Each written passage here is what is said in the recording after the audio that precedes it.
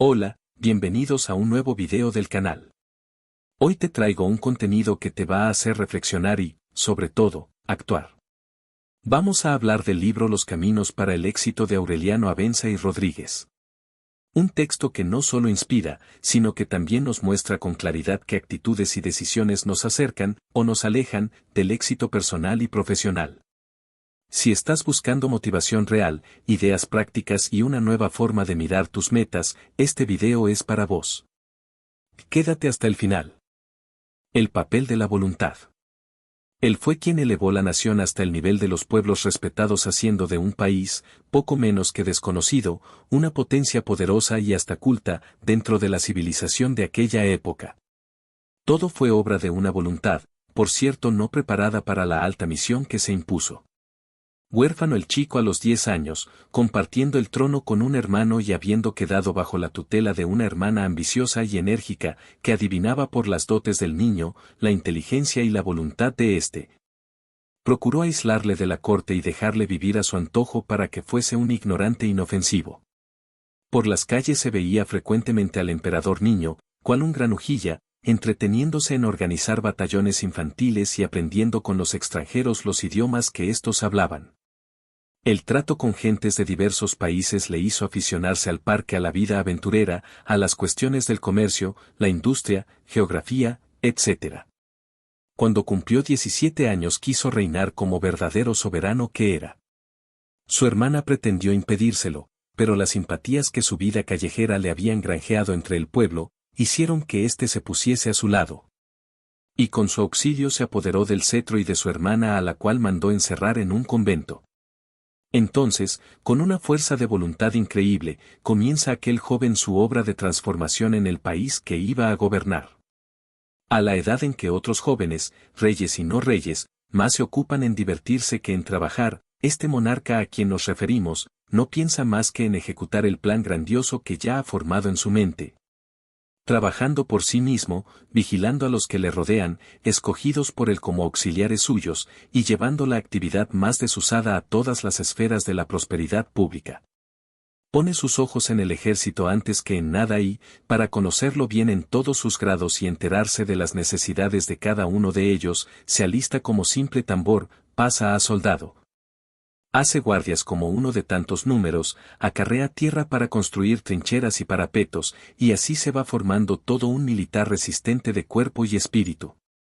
Las funciones más penosas no le acobardan, las ocupaciones más bajas no le desdoran. Se ha empeñado en aprenderlo todo por sí mismo, y su empeño le da energías para continuar adelante paso a paso. Conocida ya la milicia, se propone aprender oficios, su divisa es ver y aprender, y así lo repetía incesante. Para ello emprende viajes por toda Europa, como un simple particular. En Holanda se aloja a casa de un herrero y le sirve de ayudante manejando con él los martillos. Va a Inglaterra y no pierde detalle de la fabricación industrial. Quiere dar a sus estados una capital nueva y bella que compita con las demás de Europa, y sin arredrarle lo insalubre de la región en la cual se llevan a cabo los trabajos, acude allí. Arma una barraca para residir en ella mientras duran las obras, maneja el pico y el azadón y no cesa hasta cambiar por completo las condiciones enfermizas del terreno elegido y dejar la nueva ciudad levantada. Visita Francia y no le entusiasman las pompas de aquella fastuosa corte, en cambio quiere ver todo lo que se refiere a industria e ilustración. En la Sorbona exclama, visitando la tumba de Richelieu y abrazando su estatua: «Oh gran hombre, si vivieras todavía, te daría la mitad de mi reino para aprender de ti a gobernar la otra mitad». Igual penetraba, en una carretería que en una tienda de joyas, no por mera curiosidad, sino por ver si aprendía algo nuevo. En los cuarteles trataba de camaradas a los soldados, bebía a la salud de los pobres inválidos, gustaba su comida y conversaba con ellos amigablemente. Su indumentaria le preocupaba poco y nadie hubiera imaginado que aquel señor que paseaba por las calles de París con el traje desaliñado, sin abotonar muchas veces, y en la mano el sombrero, pues rara vez se lo ponía, fuese el emperador de Rusia Pedro el Grande, el verdadero fundador de la Rusia moderna que ha dejado a los reyes y emperadores un ejemplo magnífico de lo que puede una voluntad firme encaminada hacia el bien. Algunos lunares empañan la historia de este hombre insigne, como la crueldad con que sofocó en Moscú una sublevación de los Strelitz, antigua guardia de los zares, en favor de su hermana Sofía. Pero téngase en cuenta que por educación y aún por atavismo había de conservar no poco de la barbarie de sus antepasados. Como hombre de Estado se propuso sojuzgar al clero y a la nobleza y lo consiguió, al primero mediante el sínodo sagrado, instrumento de su voluntad. Y a la segunda reglamentando las categorías entre los diferentes grados de las dignidades. También en la guerra se manifestó la persistente voluntad de Pedro el Grande. Los suecos, que en aquel entonces pasaban por ser los mejores soldados de Europa, dispersaron el ejército naciente del zar de Rusia. Entonces este dijo, los suecos nos enseñan a vencerles, y así fue, después de 9 años de guerra acabó con el ejército de Carlos XII en las planicies de Pultava. A los prisioneros los trató generosamente, y comiendo un día con varios generales del ejército vencido, brindó de este modo, bebo a la salud de mis maestros en el arte de la guerra. Maestros suyos habían sido efectivamente por espacio de los 9 años que había durado la guerra. Y él, que había sido un discípulo aprovechado por su voluntad para aprenderlo todo, habíalo sido también para aprender a guerrear sobrepasando a los que le enseñaron. Dijo al comenzar la guerra que los suecos le enseñarían a vencerlos, y así fue. En la vida entera de Pedro el Grande hay un ejemplo más de lo que la voluntad puede. Si la voluntad de sus sucesores hubiera sido la misma que la de aquel monarca, ¿quién es capaz de pensar a lo que hubiera llegado Rusia? La voluntad que movió a Pedro el Grande no fue una voluntad pasajera y mudable, sino una voluntad reflexiva y constante, que es la verdadera voluntad. La voluntad para que produzca frutos ha de tener por fundamento el natural, que es la voluntad incipiente convertida en fuerza de carácter con la educación y con el tiempo, y guiada siempre por la inteligencia. De todas las facultades del espíritu, la voluntad es la más práctica, y su valor en la vida lo expresaba Kant diciendo, de todo lo que es posible concebir en este mundo y aún en general fuera de él. Solo hay una cosa que pueda tenerse por buena sin restricción, la buena voluntad. La inteligencia, la habilidad, el juicio y todos los talentos del espíritu, o el ánimo, la resolución, la perseverancia como cualidades del temperamento son, sin duda, buenas y deseables bajo muchos aspectos. Pero estos dones de la naturaleza pueden ser extremadamente malos y perniciosos, cuando la voluntad que los emplea y que constituye esencialmente el carácter, no es buena en sí misma. La buena voluntad no saca su bondad de sus efectos, ni de sus resultados, ni de su aptitud para tal o cual fin propuesto, sino sólo del querer, es decir, de ella misma. Y considerada en sí misma debe estimarse incomparablemente superior a cuanto puede ejecutar por ella en provecho de algunas inclinaciones y aún de todas las inclinaciones juntas. Aun cuando una suerte contraria o la avaricia de una naturaleza madrastra, privara a esta buena voluntad de medios para ejecutar sus designios. Aun cuando sus mayores esfuerzos no lograran nada y solo quedara la buena voluntad, todavía brillaría ésta por su propio brillo, como una piedra preciosa, pues que saca de sí misma todo su valor. Pero no todos los hombres saben que poseen una fuerza tan preciosa cual es la voluntad, ni tampoco los que lo saben, aciertan a utilizarla. La voluntad, pues, requiere que se la conozca, primero, y después que se la eduque ya que como las demás facultades humanas es susceptible de educación. La voluntad, como la inteligencia y el sentir, es una relación de objeto querido y de sujeto que quiere, que es el alma. Relación en la cual hay como cualidad propia y característica la de que el sujeto se une con el objeto de la voluntad como fin de su determinación, y aquel es respecto a lo determinable causa, de donde resulta que querer es, según dice un psicólogo moderno, determinarse a obrar, propiedad en virtud de la cual nos movemos y determinamos a la ejecución de actos. Como causa de ellos y en vista de un fin. Principium internum agendi cum cognitione finis. Para obrar, pues, o para determinarnos a la ejecución hemos de conocer y amar lo que por el querer nos proponemos. Eso indica la relación que existe entre querer, conocer y sentir, que motiva sea ley general de la educación de la voluntad armonizarla con la de la inteligencia y con la de la sensibilidad, según anotamos en otro sitio. La voluntad, no obstante, sobresale entre las otras dos facultades del alma hasta el punto de que no ha faltado quienes han pretendido, Schopenhauer, por ejemplo, reducir a la voluntad toda la realidad del espíritu. como la sensibilidad y la inteligencia es la voluntad educable, pudiendo ascender desde meramente sensible e irreflexiva hasta convertirla en racional, labor que es más difícil de lo que pudiera creerse. Tan malo es formarse una voluntad perezosa, como una movible, una voluntad pasiva y subyugada a otras como una indómita, rebelde a todo consejo, o una voluntad incierta, como una impulsiva. En la formación y dirección de la voluntad hay que observar, más que en nada, la regla de reprimir y excitar, dejar vuelos y cortarlos. El individuo que desde joven ha obrado siempre ante indicaciones extrañas carecerá de voluntad o no la tendrá firme y propia, el que, por el contrario, se ha criado a rienda suelta será decidido y enérgico. Mas tampoco esa será una voluntad perfecta, sino que expondrá al sujeto a 1000 peligros por causa de irreflexión. La educación de la voluntad ha de ser positiva y negativa, pensando que el hombre no ha de ser ni fraile que haga dejación de su voluntad poniéndola en manos de otros, ni anarquista que camine por el mundo sin más freno que su libre determinación. El placer y el dolor son los estímulos más naturales para la educación de la voluntad, más la simpatía, el amor, la emulación, el elogio y otros medios pueden servir para que las personas, ya desde los primeros años de su existencia, obren o dejen de obrar, que es en suma lo que constituye la cultura de la voluntad. El ejercicio de cualquier clase que sea, físico o moral, es como acto de voluntad, un medio excelente para desenvolverla, si requiere esfuerzo y se regula.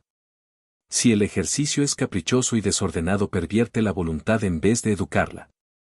Para el éxito daña muchísimo la voluntad veleidosa que resulta generalmente en los individuos acostumbrados a hacer las cosas por puro capricho y con desorden por no haber tenido un educador que les sirva de guía. La primera condición que la voluntad ha de reunir para el éxito es la de ser firme.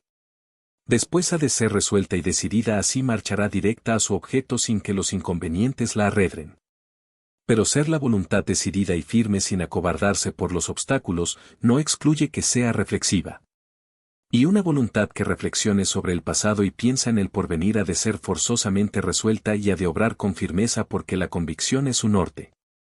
En política vemos a los hombres vacilar con frecuencia. Es porque solo miran al presente y carecen de firmeza en sus convicciones debido a que no reflexionan sobre el pasado y les importa muy poco el porvenir. No tendrían partidarios si no fuesen otros tales los que les siguen. En cambio los espíritus reflexivos, constantes y firmes se imponen, solo por el ascendiente que esas cualidades y su conducta igual, severa consigo mismos, ejercen sobre los ánimos a quienes sojuzgan y avasallan. La firmeza irreflexiva de la voluntad hace los individuos tercos, que son desarmónicamente educados, porque en ellos no han marchado a la par la cultura de la voluntad y la de la inteligencia. La terquedad como defecto de educación es mala, mas no obstante, los tercos suelen llegar, aunque sea dando tropezones y tumbos, los que nunca llegan son los débiles, ni los que piensan demasiado. Tanto es lo más como lo de menos, dice una frase castellana. La debilidad y la volubilidad, su hija, nos impiden toda especie de éxitos. Los débiles no quieren luchar y los volubles huyen antes de que la lucha termine, abandonando el campo, que otro individuo más persistente toma y aprovecha. Si es verdad aquello de la conocida epístola a Fabio de que más triunfos, más coronas dio al prudente que supo retirarse la fortuna, que al que esperó obstinada y locamente, también lo es esto otro que dijo Teodoro Fontaine. Del ánimo depende el éxito, pero los débiles de voluntad y los volubles, o carecen de ánimo o no saben aprovecharlo. Balmes distingue entre voluntad firme, enérgica e impetuosa cuya diferencia explica de esta manera tan gráfica: el ímpetu, o destruye en un momento todos los obstáculos o se quebranta. La energía sostiene algo más la lucha, pero se quebranta también, la firmeza los remueve si puede, cuando no los salva, da un rodeo, y si ni uno ni otro le es posible, se para y espera. Es decir, que el hombre de voluntad firme se propone llegar, y llega, si no puede por unos medios, por otros, todo menos retirarse sin triunfar. Nadie es capaz de suponer cuánto puede conseguir un hombre de voluntad firme sostenida por un ideal, si el sentimiento le impulsa. Se trata de un banquero y los capitales se le entregan en montones y a discreción, todo el mundo confía en él, es un tribuno y el pueblo le sigue sin vacilar, acierra ojos, hace política. Los partidarios se le aumentan considerablemente, es militar, inspira confianza ciega, predica una nueva religión y los prosélitos van viendo milagros por donde tal hombre ha puesto los pies. Hay un algo de misterioso en los hombres de voluntad firme, que nadie es capaz de adivinar. De esos hombres han salido siempre en el mundo los grandes bienhechores de la humanidad y los grandes criminales, los multimillonarios modernos y los banqueros de los cracks y las quiebras donde quedan arruinadas millares de familias que les habían confiado sus ahorros. Los hombres de Estado que regeneran los países y los que los arruinan y los pierden. La multitud se confía a esos hombres y va ciega tras ellos prestándoles su fuerza, su influencia y su dinero. La firmeza de voluntad se precisa para todo en la vida, aun para las cosas más pequeñas. Tras la voluntad firme en lo pequeño se dispondrá de ella para lo grande. Sin embargo, no conviene gastar las fuerzas de voluntad en cosas insustanciales y de poca cuenta. Con las energías del espíritu y con las del cuerpo pasa lo mismo que con el dinero, consumido en lo innecesario, careceremos de él cuando nos sea preciso. Sin darse razón de ello, los grandes hombres son condescendientes con sus hijos, y en su trato particular nadie diría que tienen voluntad propia, a todo ceden. Pero en cambio en asuntos de verdadera importancia se revelan como son, de voluntad enérgica y firme, parece que a propósito fueron reservando sus fuerzas y preparándolas para momentos capitales y decisivos. Tal proceder debe seguir consigo mismo todo sujeto, por pequeñas que sean las fuerzas de su voluntad le servirán de mucho si no las malgasta a destiempo. Obra de la educación será ejercitar la voluntad para desarrollarla e iluminar la inteligencia para que ésta nos diga cuándo y cómo es llegada la ocasión de que pongamos a prueba nuestra resistencia moral o las energías con que respecto a voluntad contamos, pensando que estas energías suelen ser mayores de lo que cada cual nos imaginamos, excepción hecha de aquellos casos en que la fatuidad ciega a las personas. La fatuidad es una venda que impide a los individuos atacados de ella, verse como son. El nocete ipsum del templo de Delfos tiene como enemigos capitales, especialmente en lo que al obrar se refiere, a la fatuidad, la vanidad y el orgullo. Cuando estas pasiones no nos impiden vernos como somos, es cuando resulta cierta la frase de Meyerbeer, quien quiere puede, que no es ni más ni menos que la equivalente de nuestra frase proverbial, querer es poder. Papel de la inteligencia. El discípulo era muy distinto al maestro en su estilo y en su lenguaje. Del último decían sus compatriotas, encantados por su dulzura y suavidad cuando hablaba, que las abejas, siendo niño y mientras dormía en la cuna, habían venido a depositar la miel en sus labios. El primero, por el contrario, empleaba en sus discursos o en sus escritos un estilo seco, vigorosamente didáctico, árido y hasta duro.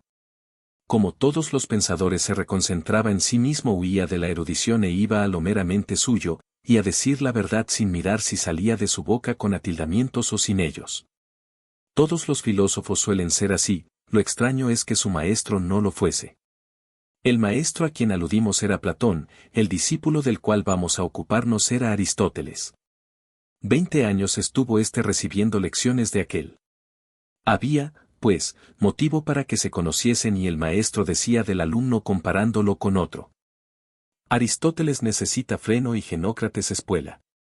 Se refería a la aplicación. Aludiendo al carácter exclamaba, Aristóteles nos cosea como los potrillos a las yeguas que los alimentan. Mas ese individuo adusto y hasta agresivo, pero estudioso, estaba dotado de una de las primeras inteligencias que ha habido en el mundo.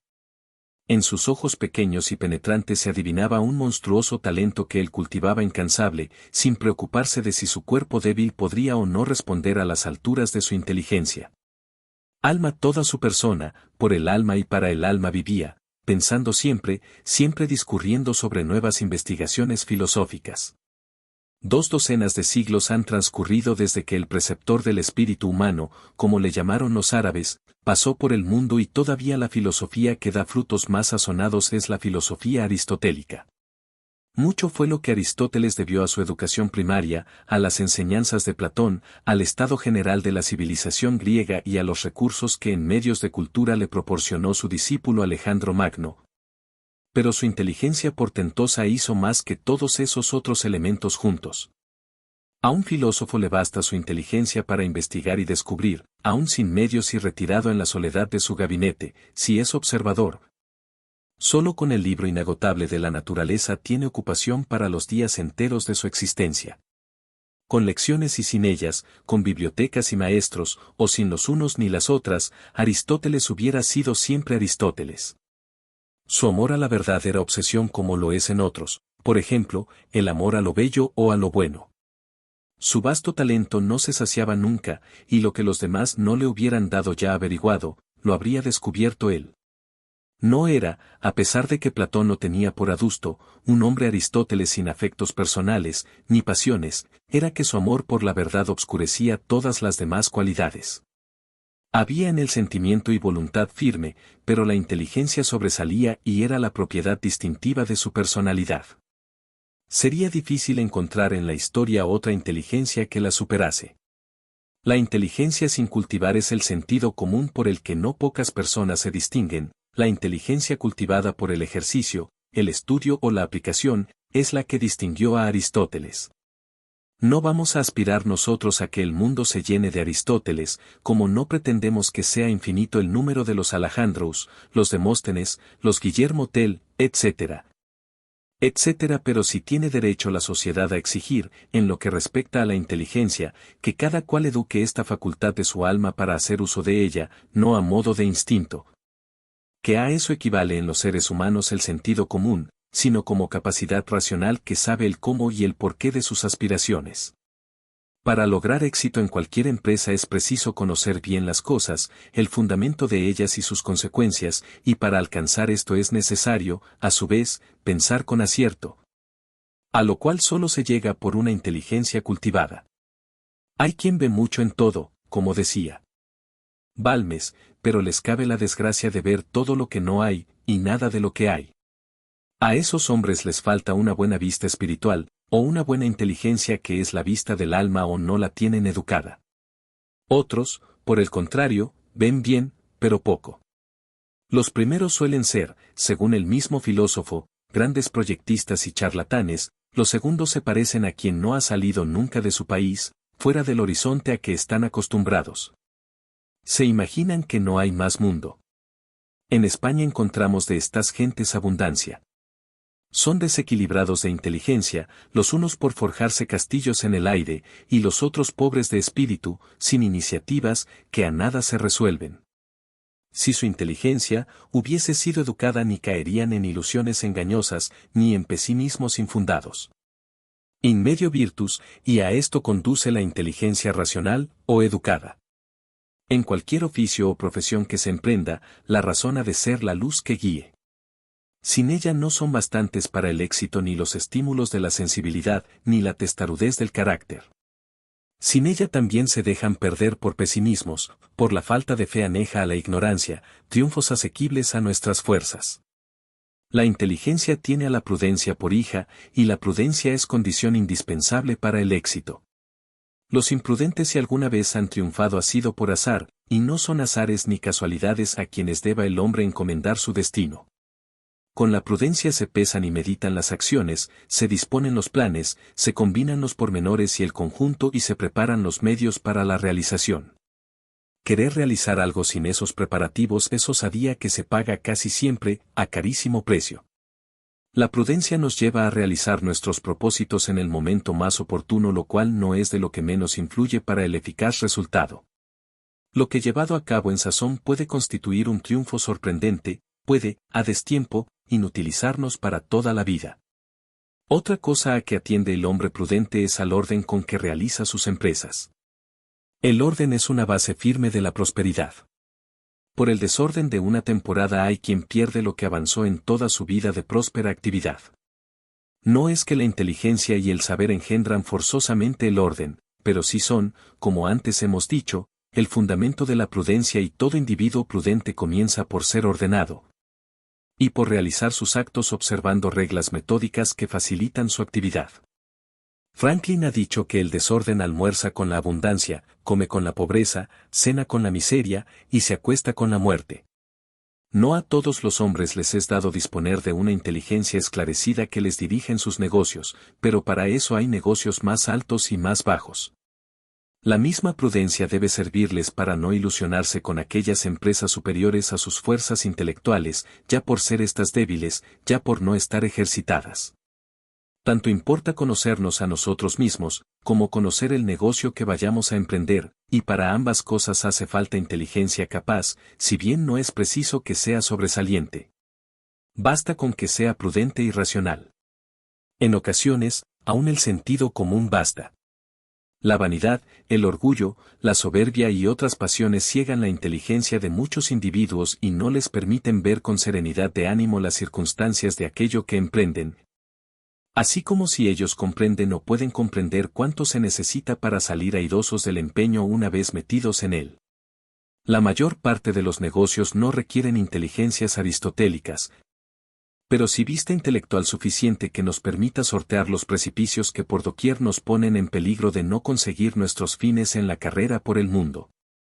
Directora, la inteligencia de todos nuestros actos ha de estar lo suficientemente preparada para tal misión, y para ello es necesario que la inteligencia sea educada. Solo las inteligencias educadas saben a dónde van, por qué van y cuáles son los medios que han de emplearse para recorrer con más seguridad el camino emprendido. Si el ciego guía al ciego, decía Cervantes, ambos van a peligro de caer en el hoyo. Y la voluntad es ciega, como también lo es casi, una inteligencia no cultivada. Papel de la sensibilidad. Nosotros mismos presenciamos alguna vez cómo disputaban los habitantes del pueblecillo con los de la ciudad vecina, atribuyéndose los unos y los otros ser los verdaderos paisanos del santo. Los de la ciudad indicaban hasta la casa en que habitó y referían anécdotas de hechos que en ella ocurrieron. Un día, cuando, siendo todavía niño y luego canonizado, se encontraba solo en su domicilio, se presentaron 6 pobres de los muchos que en aquella casa eran socorridos constantemente, y, como el chicuelo no hallase a mano otra cosa que darles, entró al corral, tomó 6 pollos que criaba una gallina y a cada pordiosero hizo entrega de uno de los animalitos. Cuando la madre del niño volvió a su casa y preguntó por las aves, el chico dijo, vinieron unos pobres y se los di. Como solo vinieron 6, con los pollos tuve bastante. Si hubieran sido 7 les habría dado también la gallina. Fundándose en que el traje viejo lo llevaba con más comodidad que otro nuevo que acababa de estrenar, regaló un día a otro niño. Estos 2 rasgos prueban cómo sentía aquella criatura que al andar de los años acrecentó su inagotable caridad y por ella se hizo tan famoso como por su talento. No tenía 20 años de edad y ya se le consultaba como autoridad teológica. Su modestia, afabilidad y sinceridad le granjeaban las simpatías por doquier. Pero su amor a la humanidad era la prenda que más le distinguía. No había ocasión en que no manifestara dicho amor. Sabe una vez que varios reos han sido condenados a muerte por un delito de lesa majestad y que nada han podido para lograr el indulto los ruegos de nobles ni plebeyos. Se presenta él al rey y obtiene el perdón de los desgraciados. Cuando el monarca habla luego del asunto dice, los ruegos del prior de los agustinos de Valladolid son para mí como preceptos de Dios. Ese mismo rey lo nombra después arzobispo de Granada y tiene que admitirle la renuncia. La modestia del prior de Valladolid no admite el dejar su celda. Para que acepte el arzobispado de Valencia hay que amenazarle con la excomunión por desobediencia, y cuando marcha a posesionarse del cargo va a pie con su hábito raído y viejo, y un sombrero que cuenta 26 años de servicios. Llega a Valencia, y los canónigos al ver a su arzobispo tan pobre, le regalan por suscripción 4.000 ducados. No han concluido de hacerle la entrega cuando a presencia de los propios donantes, manda el dinero al hospital. Pensaba que la pobreza y la dignidad episcopal eran compatibles, y que los obispos habían de distinguirse por su virtud y sus buenas obras, no por la preciosidad de sus muebles, ni por la magnificencia y suntuosidad con que vivan. Su mesa era igual a la que tenía en la celda del convento, ayunaba a pan y agua como sus hermanos los agustinos, la vajilla del comedor arzobispal volvió a ser de barro. Unas cucharas que había de plata no se empleaban más que para los huéspedes. Cruz arzobispal y ornamentos propios no los tuvo jamás este arzobispo, los que usaba, eran de la catedral. Las rentas del cargo las consideró siempre como patrimonio de los pobres y él se tenía como administrador de ellas, no más. Raro era el día en que socorriese a menos de 400 pobres, amén de los socorros secretos con que atendía a pobres vergonzantes. Visitar enfermos, instruir, dirimir contiendas, predicar a diario, socorrer a los huérfanos y a los presos, tales eran sus ocupaciones. Las palabras de San Pablo a Timoteo de que la virtud sirva para todo, convenían admirablemente al arzobispo valenciano. No pudo por falta de salud asistir al Concilio de Trento, pero casi todos los prelados españoles tocaron en Valencia antes de marchar a Roma, con el fin de inspirarse en las ideas del apóstol de España. Pensando siempre renunciar el puesto por creer que no cumplía bien las obligaciones del cargo, le cogió su última enfermedad. 3 días antes de morir hizo llevar a su cama 5.000 ducados, que era toda su fortuna, y dio orden se distribuyesen a los pobres. La víspera de su muerte le dijeron que habían cobrado 1.200 escudos y pidió por Dios que fuesen repartidos. Hecho que fue el reparto entre los pobres, exclamó: Dios mío, me encargasteis la administración de vuestros bienes, y ya los he repartido, según vuestra divina voluntad. Se acuerda luego de que aún posee la catua y hace donación de ella al alcaide de la cárcel pidiéndosela prestada para morir en ella. ¿Quién fue ese hombre extraordinario por su sensibilidad y su amor a Dios y al prójimo? Fue Santo Tomás de Villanueva, nacido en Fuenllana, criado en Villanueva de los Infantes y enterrado en Valencia, rodeado de 9.000 pobres que sin consuelo lloraban la pérdida de su amante protector. La sensibilidad fina de Santo Tomás, educada y alimentada siendo niño por unos padres caritativos que repartían sus cosechas entre los menesterosos del pueblo, elevó a nuestro héroe desde la humildad del labriego hasta la dignidad arzobispal, y que más, desde los fugaces honores del mundo hasta los eternos y sublimes goces del cielo. Así también son muchos los que por una sensibilidad delicada y bien dirigida, aunque no precisamente por las sendas exclusivas de la caridad cristiana, se han hecho famosos, sino como santos, como hombres. El marino que en momentos de borrasca sacrifica su vida por salvarla de un semejante suyo perdido entre las olas y luchando con estas, el médico y el sacerdote en tiempos de epidemia, la hermana de la caridad. Y todos cuantos sin miras egoístas o personales se dedican al servicio generoso de la humanidad por la humanidad misma o por Dios, lo hacen inspirados en una sensibilidad viva y fecunda, siempre noble, honrosa, santa. El catálogo de esos hombres, a pesar de cuanto se habla de la maldad humana, es inmenso. La religión católica, especialmente, tiene su santoral repleto de acciones generosas que las ha inspirado el amor a Dios y al prójimo. Por algo Dios en el Sinaí entregó a los hombres grabados en piedra los preceptos del amor como fundamento de su ley. Pero no los preceptos del amor egoísta, que se traduce en vanidad, pompas, orgullo, ambición, honores, vergüenza y otras muchas aspiraciones, donde, si de ellas obtienen los extraños a veces beneficios, gula al que tales sentimientos tiene, más el propio provecho o la satisfacción interna de su alma que el ajeno beneficio. El amor que Dios ha querido que inspire al hombre en sus actos es el que produce sentimientos superiores, propios de la criatura racional, como el de la adhesión a lo bueno, a lo verdadero y a lo justo. De donde se derivan esos incontables sentimientos denominados amistad, benevolencia, beneficencia, respeto, veneración, compasión, amor filial, etcétera, etcétera, que pueden resumirse en la palabra altruismo. O mejor dicho, en la voz clásica de caridad. Si el éxito en la vida lo consideramos bajo el aspecto exclusivista de lo material primero y de lo personal después, no cabe duda que los sentimientos egoístas influyen muchísimo para estimularnos a la satisfacción de ellos, siquiera no produzcamos una obra social. Y si el éxito lo miramos como cosa superior a los destinos materiales del yo, tampoco cabe dudar, y la historia en la mano lo atestigua, que los sentimientos sociales y superiores son fuente de grandezas y triunfos. Entonces, aparecen ante el mundo los Santo Tomás de Villanueva, los San José de Calasanz, los San Vicente de Paul, los Pestalozzi y los Tolstoy, o los héroes que también en alas de un sentimiento social llamado patriotismo, ha glorificado cada país como ejemplo de abnegación, desinterés y amor a sus compatriotas. La influencia de nuestros estados afectivos, de nuestros sentimientos, de nuestra sensibilidad, en todos los actos que realizarnos no es para descrita. No hay momento de nuestra existencia en que, por apagada que parezca la llama del sentimiento, deje éste de ser el primer estimulante de nuestro cuerpo y de nuestro espíritu. La fama, la gloria, el amor a la verdad o al bien, el fanatismo, la emulación, etcétera, etcétera, son chispas de la sensibilidad o aguijones de la línea que nos empujan a movernos y a distinguirnos realizando algo noble o algo que por tal consideramos Aquella voz que oía Macbeth y que lo repetía, Macbeth, Macbeth, serás rey, es la voz del sentimiento que oímos todos y, que nos dice a cada cual según nuestros gustos o sentires. Serás rey del arte, serás rey de la ciencia, de la gloria mundana, de la felicidad en la tierra o de la felicidad en el cielo, de la bondad. Homero, Virgilio, Aníbal, Mahoma, Galileo, Cervantes, Shakespeare, Goethe, Mozart, Murillo, no dejarían de oír la voz de su sensibilidad llamándoles para que fuesen lo que fueron. La experiencia ha demostrado por ellos y por otros muchísimos hombres célebres, cuán grande es el valor que tiene la sensibilidad en los destinos futuros del individuo, mediante la influencia que ejerce en la inteligencia y en la voluntad.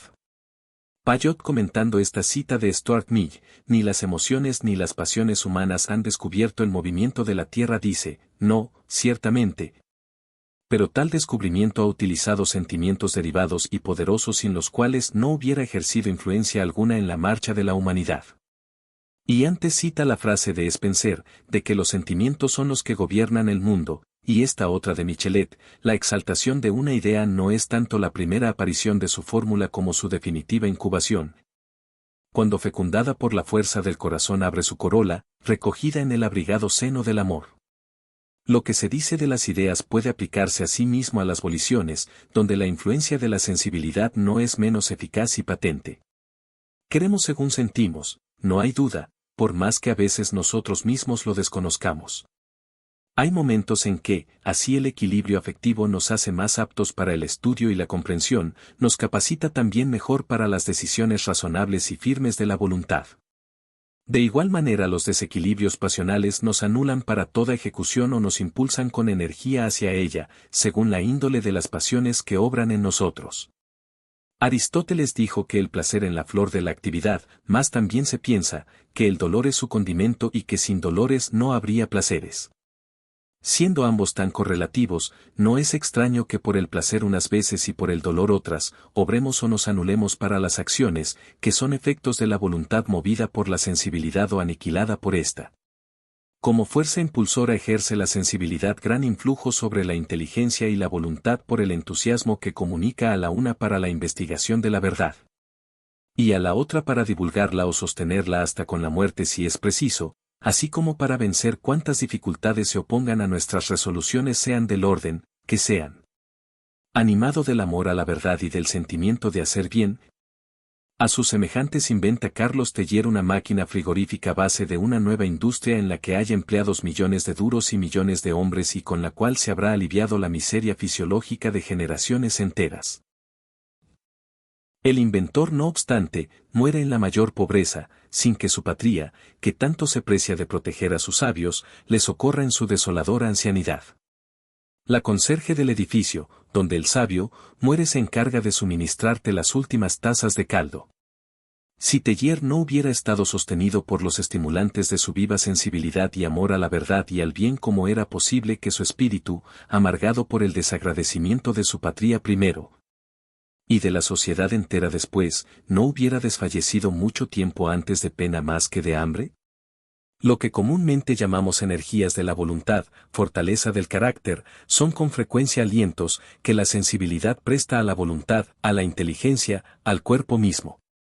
La vida del sentimiento, elevándose desde los rincones más obscuros de lo inconsciente hasta la idealidad más alta, confundida en sus vuelos con las sublimidades de una imaginación rica, forma una escala misteriosa en que se funden aspiraciones egoístas con otras sociales, nobles y desinteresadas que mueven la inteligencia y sostienen la voluntad contra toda clase de adversidades. Galileo, levantándose del suelo donde ha pronunciado la fórmula de abjuración de sus errores, no puede por menos de exclamar, mientras sacude el polvo de sus rodillas. Movido por un sentimiento irresistible de amor a la verdad, pur si mueve. El sentimiento del amor a la patria y a su fe hizo que los macabeos y su madre fuesen uno tras otro al suplicio sin que el martirio les anonadase. Como esos ejemplos podríamos presentar no pocos por los cuales se viera que la sensibilidad, como facultad del alma produciendo sentimientos, ya de amor a sí mismo en el individuo, ya de amor a sus semejantes, ya a Dios, a la verdad, al bien o a la justicia, es una fuerza inmensa con la cual hay que contar para todo éxito. Ahora bien, esa fuerza es preciso dirigirla para utilizarla con provecho, y la dirección de la sensibilidad es más difícil que la de la inteligencia.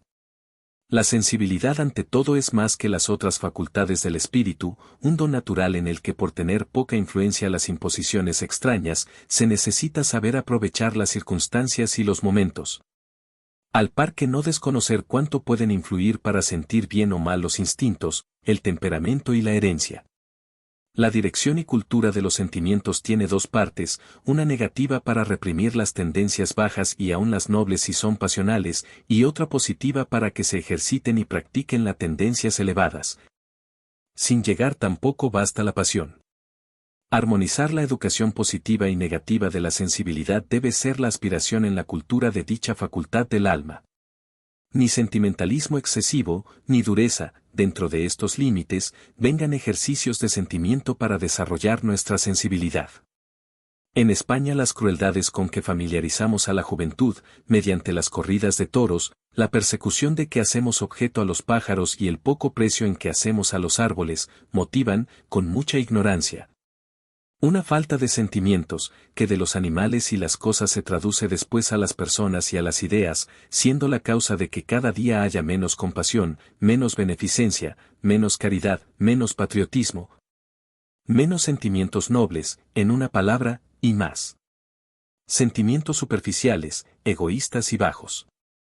El sentimiento del bien y el de la verdad, por ejemplo, no cabe que se desenvuelvan en una sociedad que no los practica, es imposible, como decía Goethe, sacar del corazón de los hombres lo que no está dentro de él.